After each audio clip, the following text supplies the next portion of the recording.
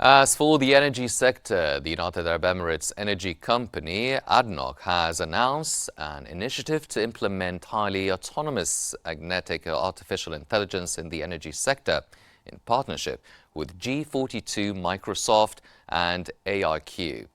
This follows a $1.5 billion worth of investment from Microsoft into G42. The UAE aims to diversify its economy beyond oil.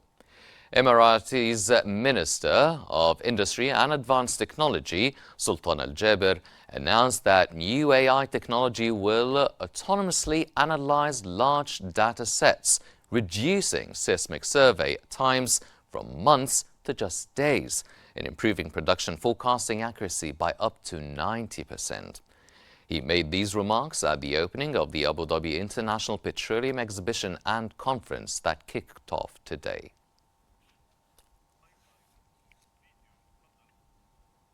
According to Russia's TASS news agency, pipeline gas exports from Russia to Europe have risen by over 15% in the first 10 months of 2024.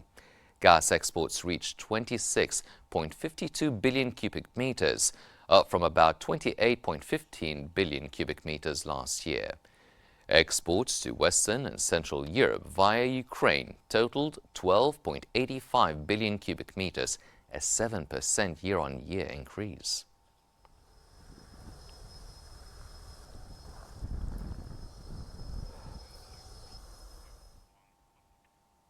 Chinese refiners are anticipated to decrease fuel production for the remainder of the year and maintain lower operating rates into the first quarter of 2025, despite a seasonal increase in demand. Consultancy Rystad Energy has revised its forecast for China's refining throughout to 14.7 million barrels per day for the fourth quarter, down from 15 million barrels per day previously. This is driven by weak profit margins and low fuel consumption in road transport. This marks the sixth consecutive month of year-on-year declines in refining output, with September data showing continued struggles due to lower domestic fuel sales and government-imposed export quotas.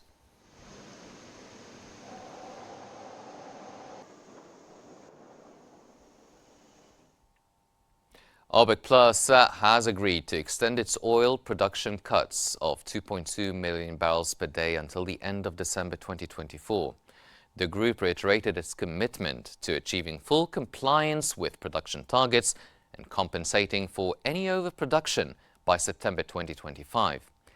Saudi Arabia and allied producers have postponed plans to gradually increase output, extending existing cuts for an additional month. No specific reason was provided for this decision, which coincides with the upcoming U.S. presidential election. Previously, OPEC had announced that the voluntary cuts would be gradually reduced starting in September 2025, but the latest extension keeps them in place until the year's end.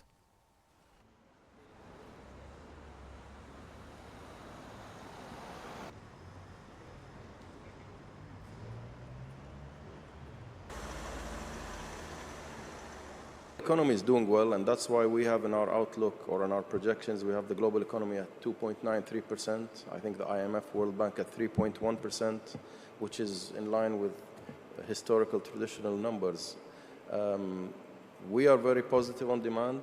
As I said, both in the short term and in the longer term, we see demand in 2050 reaching 120 million barrels per day. India's Oil Minister Hardeep Singh Puri has urged oil producers and consumers to engage in discussions to stabilize prices following a more than 2% rise in oil prices after OPEC Plus postponed output increases by a month. As the world's third largest oil consumer, India relies on imports for over 80% of its oil needs. Puri emphasized that there's no oil shortage, with new producers entering the market and existing ones increasing output. He advocated for a collaborative approach to determine realistic pricing and highlighted the impact of technological advancements like green hydrogen on future oil demand. Puri anticipates that India will increasingly source oil from the Gulf as global economic dynamics shift.